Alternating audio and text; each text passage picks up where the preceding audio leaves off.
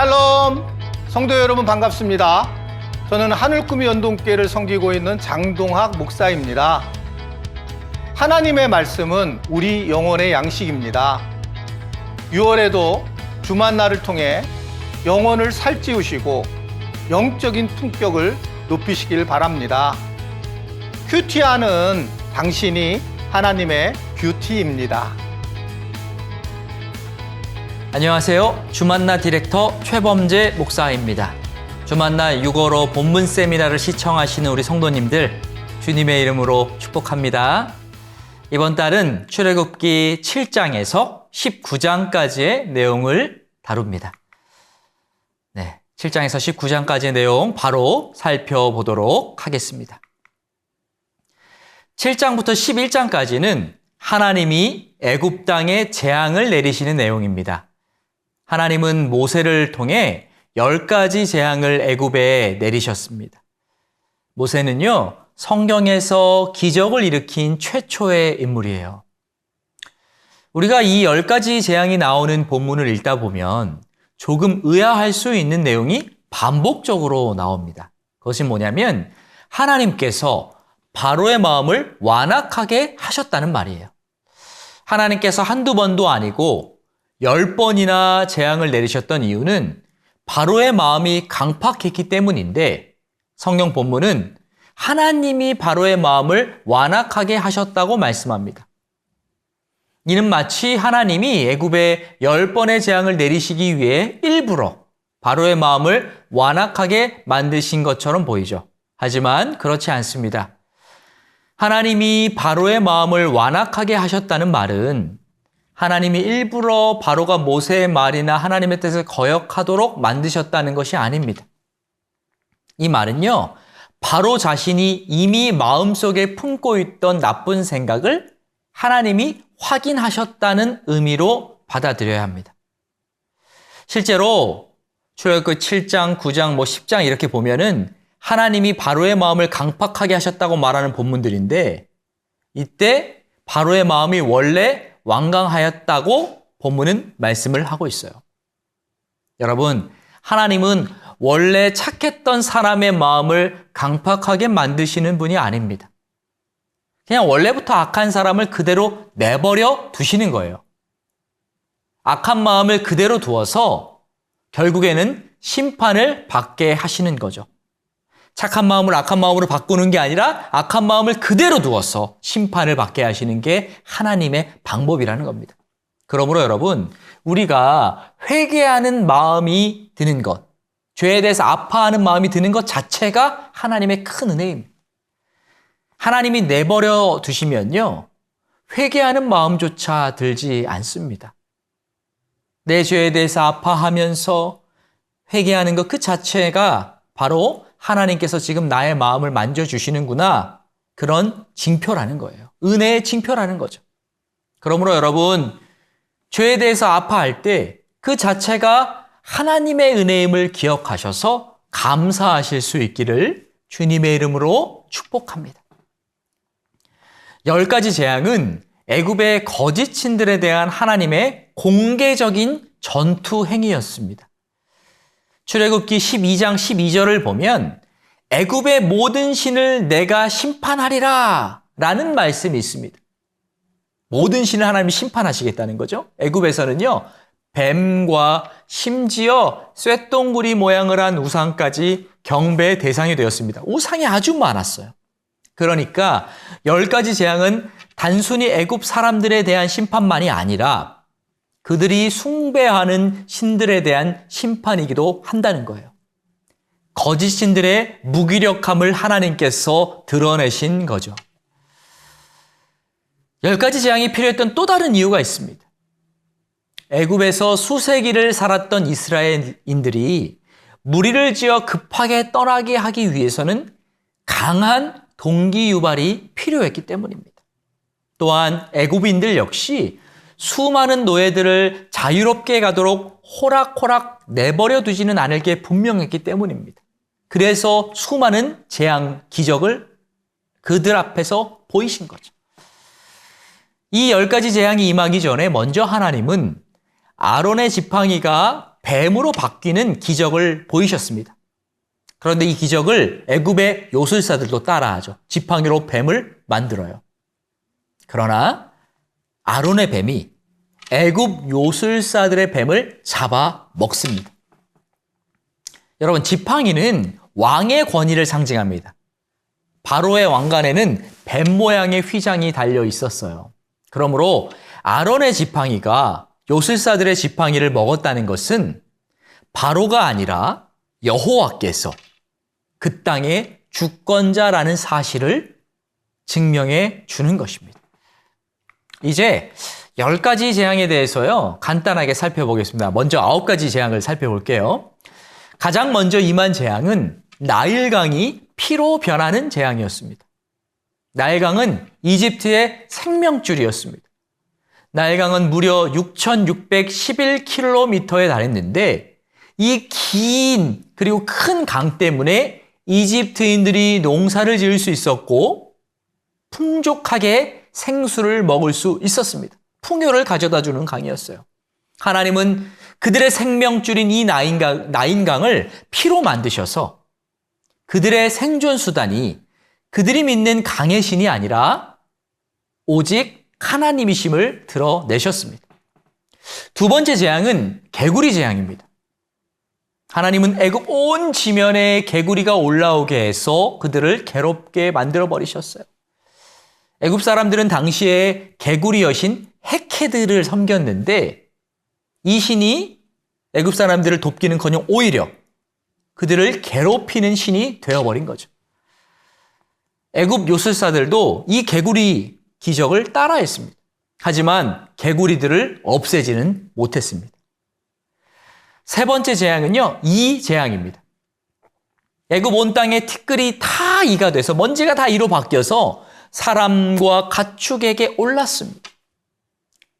중요한 거는 이 재앙부터는 애굽 요술사들이 흉내내지 못했다는 거예요. 그 전까지는 따라했는데 이 재앙부터는 따라하지 못했어요.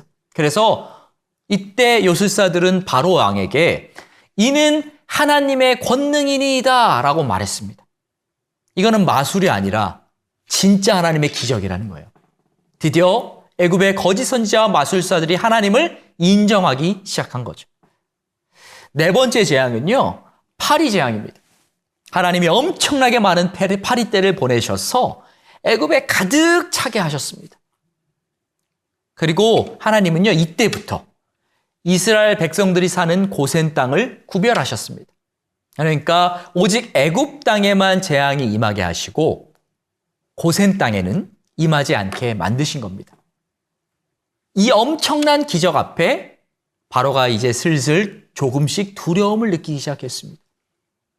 그래서 모세와 아론에게 너희는 가서 이 땅에서 너희 하나님께 제사를 드리라고 말했어요. 나가서가 아니라 이 땅에서. 마음을 변했지만 조금만 변한 거죠. 그런데 재앙이 사라지자 또다시 그 조금 변한 마음마저 다치고 완악해져서 이스라엘 백성들의 요구를 듣지 않았습니다. 다섯 번째 재앙은 애굽의 가축에 돌림병이 임하는 재앙입니다. 이집트에서 사랑의 여신인 토르라고 하는 신이 있는데 이 여신이 암소 모양을 하고 있었어요. 그러니까 하나님은요, 이 재앙을 통해서 애굽인들이 사랑하는 그 여신을 심판하신 겁니다. 여섯 번째 재앙은 악성 종기 재앙입니다. 애굽에 있는 가축들만이 아니라 사람들에게, 특히 사람들에게 악성 종기가 생겨나기 시작했어요. 이 재앙은요, 하나님께서 애굽 사람들의 신체를 직접 공격한 첫 번째 재앙입니다. 그 전까지는 사람을 직접 공격하지는 않으셨는데 계속 바로 왕이 말을 안 들으니까 이제 사람을 직접 치기 시작하신 거예요. 일곱 번째 재앙은 우박인데 이로 인해 많은 채소와 나무들이 피해를 입었습니다. 여덟 번째 재앙은 메뚜기 재앙으로 하나님이 엄청난 수의, 하늘을 가득 메울 만큼의 그 엄청난 수의 메뚜기를 애굽 땅에 보내셨습니다. 동풍을 불게 하셔서 보내셨어요. 메뚜기들은요, 날마다 자기 몸무게만큼의 먹이를 닥치는 대로 먹어치웠습니다. 이로 인해서 우박의 피해 때 그나마 조금 남아있던 채소와 식물들이 모두 사라지고 말았어요. 애굽 사람들은 보호의 신 셋, 메뚜기들을 물리쳐 준다고 당시에 믿었거든요. 셋이 메뚜기들을 물리쳐 주는 신이라고 믿었어요. 하지만 하나님께서 내리신 메뚜기 재앙을 피할 수 없었습니다. 그 신을 하나님께서 무력화시키신 거죠. 9번째 재앙은 흑암 재앙입니다. 모세가 하늘을 향하여 손을 내밀자 애굽 땅 위에 빛이 사라졌습니다. 3일 밤낮으로 애굽에 흑암이 찾아왔어요. 사람들은 서로를 알아보지 못했어요. 이것은 애굽의 민족 신이며 바로의 신적 아버지인 태양신 아몬레가 공격받은 것입니다. 그들은 신들 중에서도 태양신을 아주 숭배했거든요. 애굽 땅에 흑암이 덮였을 때 이스라엘 자손들이 거주하는 곳에는요, 빛이 있었습니다. 선택적으로 재앙을 내리신 거예요. 태양빛을 애굽인들에게만 가리신 거죠. 놀라운 기적입니다. 이를 통해 하나님은 애굽인들이 그토록 숭배했던 그 위대한 태양마저 당신의 피조물에 불과하다는 것을 보여주셨습니다. 마지막 10번째 재앙은요, 장자의 죽음 재앙입니다. 이 장자 재앙은 바로가 하나님의 첫 아들인 이스라엘 백성들이 애굽에서 떠나는 것을 막으려 했기 때문에 애굽의 장남들이 목숨을 잃어야 한다는 사실을 보여줍니다. 하나님은요, 이 장자 재앙을 예고하시면서 유월절을 제정하셨습니다. 유월절에서 유월은요, 넘는다는 뜻이에요. 유월 다 넘는다는 뜻이에요. 재앙이 넘어간다는 거예요. 그리고 유월절은요, 이스라엘의 독립기념일입니다. 우리나라의 광복절 같은 절기예요.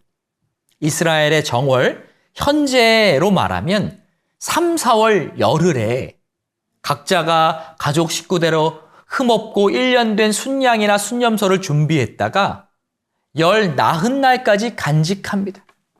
그리고 열 나흔 날 해질 때 양을 잡고 그 피를 우슬초로 좌우 문설주와 임방에 바릅니다. 뼈는 꺾지 말아야 하고요. 고기를 불에 구워서 무교봉과 쓴 나물과 함께 먹어야 합니다. 여기서 쓴 나물은요, 애굽에서 겪은 쓰라린 속박을 상징합니다. 날것으로나 물에 삶아서 먹지 말고 머리와 다리와 내장을 다 불에 구워 먹습니다. 고기는 아침까지 남겨두지 말아야 하고 아침까지 남은 것은 다 불사릅니다. 그리고 고기 먹는 자세는 그냥 아무렇게나 먹는 게 아니라 허리에 띠를 띠고 발에 신을 신고 손에 지팡이를 잡고 아주 급하게 먹어야 합니다. 고기를 아주 급하게 바로 움직여야 될 것처럼 먹어야 돼요. 이것은 종로로 됐던 삶에서 급하게 나오라는 뜻이에요. 회개의 긴급성, 구원의 긴급성, 그것을 의미합니다. 하나님은 유월절에 피가 발라져 있는 가정에는 심판을 내리지 않으셨습니다. 넘어가셨어요. 피가 발라져 있지 않는 가정은 어떻게 됐어요? 심판이 그대로 임해서 장자가 모두 죽어야 했습니다. 이것은 우리가 어떻게 구원을 받는지 보여주는 거예요. 여러분, 누구든 어린 양의 피가 상징하는 예수 그리스도의 보혈로 덮여 있으면 하나님의 심판이 임하지 않습니다. 심판이 넘어가요. 하지만 그가 아무리 선하게 살고 능력이 많아도 예수 그리스도의 보혈로 덮여 있지 않으면 심판을 피할 수 없습니다. 엄중한 심판 가운데 고통을 당하게 되어 있어요. 영원토록. 오직 예수 그리스도의 보혈만이 우리를 구원해 줄 수 있다는 사실을 출애굽기를 읽으면서도 다시 한번 상기시키고 항상 명심하시길 주님의 이름으로 축복합니다. 하나님이 애굽에 장자의 재앙을 내리시자 바로가 드디어 두 손 두 발을 다 들었습니다. 이스라엘 백성들 보고 이제 빨리 나가라고 했어요. 그래서 이스라엘 백성들은 밤에 몰래 도망치듯이 나온 것이 아니라 당당하게 나왔습니다.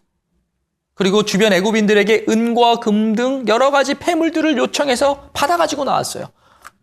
전쟁에서 마치 승리한 것처럼 그렇게 완벽한 승리를 노래를 부르면서 나온 것입니다. 여러분, 마지막 날 예수 그리스도께서 이 땅에 오실 때 우리의 구원 역시 이렇게 임하게 될 것입니다. 우리는 믿지 않는 자들 앞에서 당당하게 승리의 노래를 부르면서 하나님의 나라에 입성할 거예요. 부끄러운 것이 아니라 당당하게 해처럼 빛나면서.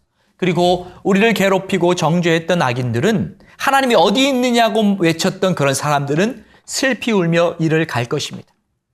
놀라운 역전, 반전이 일어나는 것이죠. 이 역전의 날을 여러분 더욱 기대하고 사모하실 수 있기를 바랍니다. 출애굽기 14장은 그 유명한 홍해 사건입니다. 홍해는요, 언제나 밝은 청록색을 띠고 있습니다. 그런데 일정한 때가 되면 정기적으로 바닷속에 해초가 자라는데 그 해초들이 죽을 때면 바다는 젓갈색으로 바뀌게 됩니다. 이것 때문에 그 이름이 홍해로 불리워졌어요. 이스라엘 백성들이 이제 애굽에서 나왔는데 홍해가 그들을 가로막았습니다. 그리고 뒤에서는 애굽 군대가 열심히 쫓아왔어요. 바로는 원래 두 손 두 발을 들고 이스라엘 백성들을 내보냈는데 조금 시간이 지나자 다시 마음이 강팍해졌어요. 그래서 군대를 보낸 거죠. 아무리 생각해봐도 이스라엘 노예들의 노동력이 너무나도 아깝고 아쉬웠기 때문에 다시 군대를 보내 추격한 것입니다. 전차와 말을 탄 병사들이 완전 무방비 상태의 이스라엘 백성들을 뒤쫓아왔어요. 이스라엘은요, 강력한 애굽 군대와 맞서 싸울 병력이 전혀 없었습니다. 그래서 이스라엘 백성들은요, 애굽이 뒤에서 군대를 이끌고 쫓아오자 동요하고 원망하기 시작했습니다. 그들은 모세에게 애굽에 매장지가 없어서 우리를 이끌어내어 이 광야에서 죽게 하느냐고 따졌습니다. 그러자 모세는 위축되지 않고 백성들에게 담대하게 이렇게 말했어요. 너희는 두려워하지 말고 가만히 서서 여호와께서 오늘 너희를 위하여 행하시는 구원을 보라. 너희가 오늘 본 애굽 사람을 영원히 다시 보지 아니하리라. 여호와께서 너희를 위하여 싸우시리니 너희는 가만히 있을지니라. 이렇게 말했습니다.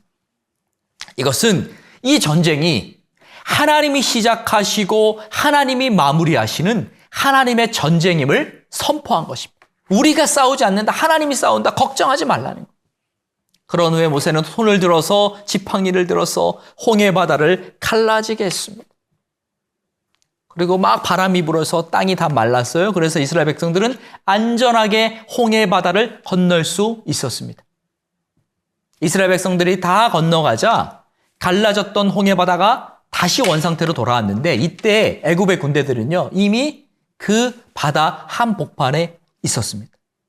그래서 홍해가 다시 원상복귀되자 어떻게 됐죠? 막강했던 애굽의 군대는 수장되고 말았어요. 전멸을 하고 말았습니다.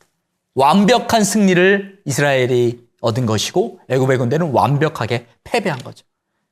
그러니까 이 모든 과정, 모든 사건은 하나님의 계획 아래 일어났다는 거예요. 완벽한 승리를 주기에 잠시 잠깐의 어려움이 있는 것처럼 보이게 만드신 거죠. 출애굽기 15장은 하나님의 구원을 찬양하는 내용입니다. 이스라엘 백성들은 열 재앙과 유월절, 홍해의 기적을 통해 하나님이 참 하나님이심을 인정했습니다. 그러나 참을성 없는 이스라엘 백성들은 반복하여 불평하며 자신의 욕망을 즉시 채워달라고 요구하고 그러다가 난관에 부딪히면 하나님을 등지려고 했습니다. 여러분, 이처럼 신앙인들, 우리의 기억력은 선택적입니다. 하나님의 권능을 생각하다가 상기하다가도 두려움이 생기면 곧 새까맣게 잊어버립니다. 이것은 영적 건망증입니다. 과거에 많은 그리스도인들이 그랬듯이 이 영적 건망증을 치료하기 위해서는 처음으로 돌아가서 하나님의 역사를 되짚어 보아야 합니다. 여러분, 힘들고 고통스러워서 원망의 말이 막 입에서 나오려고 할 때 입을 잠시 닫으시고 하나님께서 내게 베푸셨던 은혜들을 떠올리시기 바랍니다. 감사 얘기를 한번 써보세요.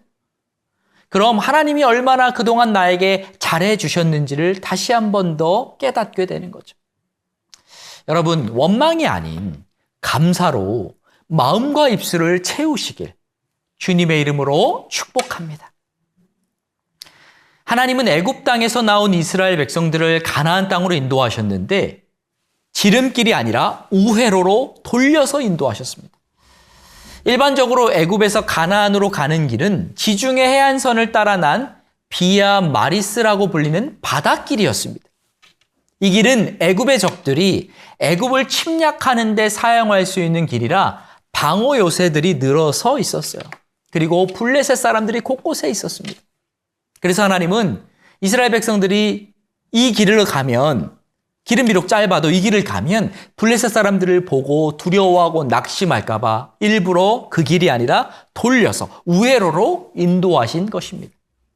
여러분, 하나님은 때때로 우리의 삶을 빙빙 돌리실 때가 있습니다. 이 문제를 바로 해결해 주시면 좋은데 계속 인내하게 하시고 기다리게 하실 때가 있어요. 뭔가 돌아가는 느낌이 들게 하실 때가 있어요. 이때 우리는 하나님이 잘해주지 않는다고 그렇게 오해할 수 있고 생각할 수 있는데 결코 아닙니다. 여러분, 하나님은 언제나 우리를 최선의 길로, 가장 좋은 길로 인도하시는 분임을 믿으시기 바랍니다. 어떠한 상황과 환경에서도 하나님은 항상 옳으시고 선하십니다. 이 고백을 할 수 있는 여러분 되시길 주님의 이름으로 축복합니다. 이스라엘 백성들은 홍해에서 수르 광야까지 사흘 길을 걸었는데요. 물을 얻지 못했습니다. 그러다가 마라라는 곳에서 물을 발견했는데 물이 써서 마시지 못했습니다. 그러자 모세를 원망했습니다.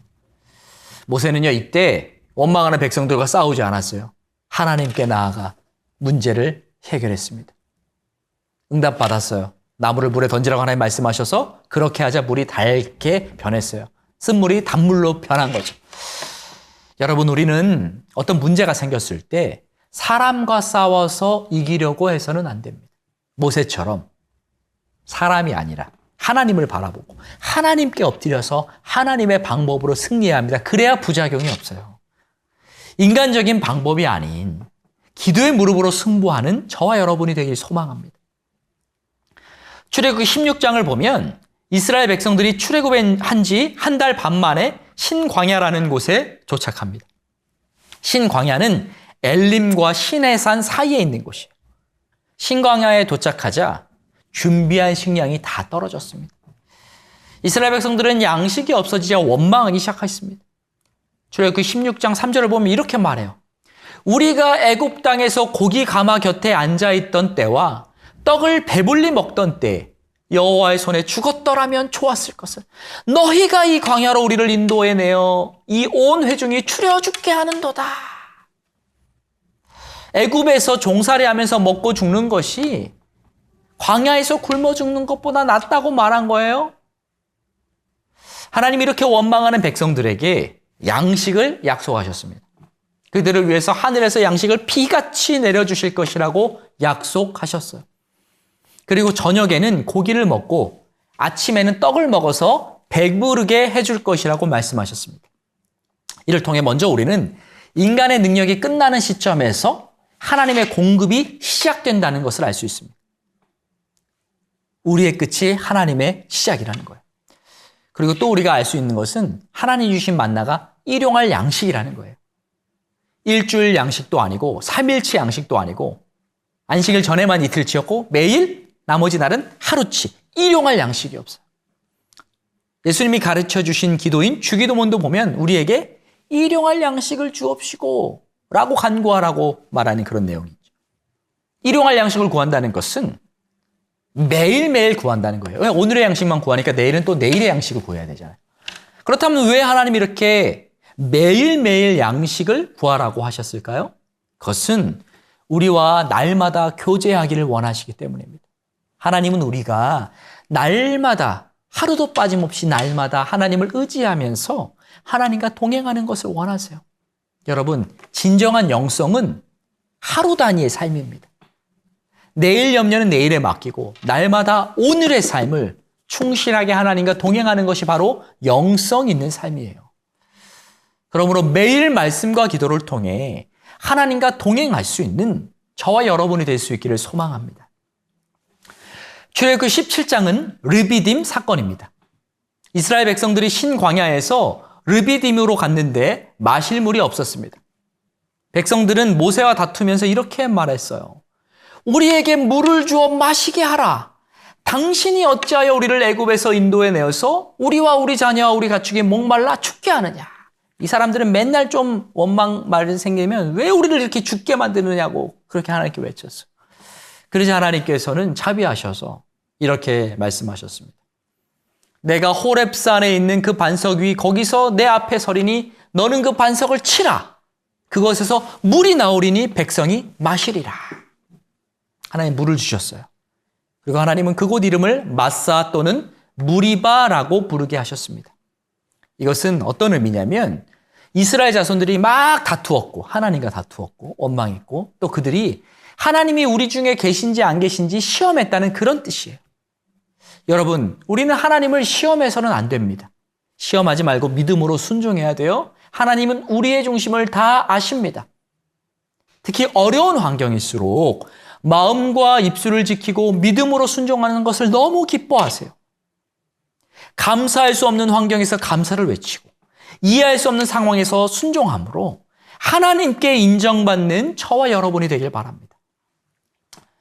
이 르비딤은요, 이렇게 물이 나온 사건이 있는 장소이기도 하지만 전쟁이 또 일어난 장소이기도 합니다. 아말렉과 이스라엘이 싸웠어요. 이때 여호수아가 드디어 등장합니다. 여호수아는 현장에서 군대를 지휘하면서 아말렉과 싸웠고 모세와 아론과 훌은 산 꼭대기에 올라가서 기도했습니다. 모세가 이렇게 손을 들면 이스라엘이 이기고 손을 내리면 아말렉이 이겼어요. 그래서 모세는 손을 내릴 수가 없었죠. 근데 손을 계속 들고 있다 보니까 모세가 어때요? 피곤해했어요. 힘겨워했습니다. 계속 손을 들고 있는 게 결코 쉬운 것이 아니니까요. 나이도 80세였잖아요. 그러자 아론과 훌이 모세의 팔을 양쪽에서 붙들어 주어서 내려가지 않도록 도왔습니다. 그래서 결국에는 승리하게 하셨어요. 이처럼 우리는요, 동역자가 필요합니다. 아무리 훌륭해도 혼자서는 사명을 감당할 수 없습니다. 기도도 마찬가지예요. 혼자 기도하는 것보다 중보자들과 함께하는 것이 훨씬 좋습니다. 그러므로 우리는 기도의 동역자를 많이 만나게 해달라고 간구해야 합니다. 그리고 나 역시 다른 사람들의 기도의 동역자가 되어 주어야 합니다. 모세와 아론과 훌의 이 중보 기도를 통해 이스라엘은요, 칼과 창이 아니라 기도를 통해 아말렉과의 전쟁에서 승리했습니다. 그리고 이때 여호와 니시를 외쳤습니다. 여호와 니시는요, 여호와는 나의 깃발이시다 라는 뜻으로 승리의 의미입니다. 여러분, 우리가 기도하면 하나님이 일하시고 하나님의 승리가 우리에게 주어집니다. 여호와 니시는요, 기도하는 사람에게 주어지는 거예요.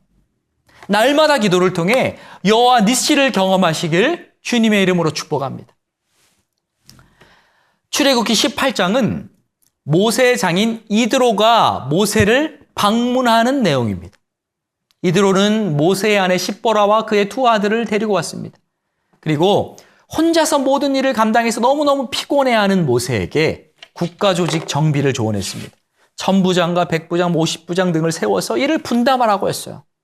모세는 이 장인 어른의 조언을 받아들였습니다.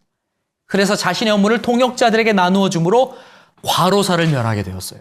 여러분, 우리는 함께 일해야 합니다. 특히 교회의 일은 더더욱 그렇습니다. 때로 갈등이 생기더라도 물론 혼자 일할 때가 편할 때가 많아요. 왜냐하면 같이 일하면 갈등이 생기기 때문에. 하지만 그렇다 하더라도 지체들과 함께 나아가는 것을 하나님이 원하세요.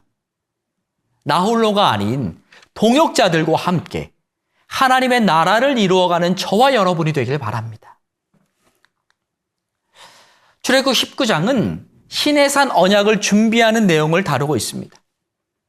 애굽 땅 종되었던 곳에서 구원을 경험한 이스라엘은 하나님과 동행하는 삶을 살기 위해 구별되어야만 했습니다. 다른 민족을 복받게 하는 제사장 나라가 되어야만 했어요. 그러기 위해서는 구별된 삶의 방식을 배워야 했는데 그 내용이 바로 시내산 언약에 담겨 있습니다. 이 시내산 언약에 대해서는요, 다음 달에 자세하게 살펴보도록 하겠습니다. 네, 이로써 6월의 본문 세미나도 마쳤습니다. 여러분, 이제 날씨가 점점 더워지는데 이 더운 날씨에도요, 하나님의 말씀을 가까이 하는 것만큼은 놓치지 마시기 바랍니다. 그래서 영적인 지경이 계속 넓어지는 축복을 받으시고 하늘의 신령한 은혜를 날마다 경험하시길 주님의 이름으로 축복합니다. 감사합니다.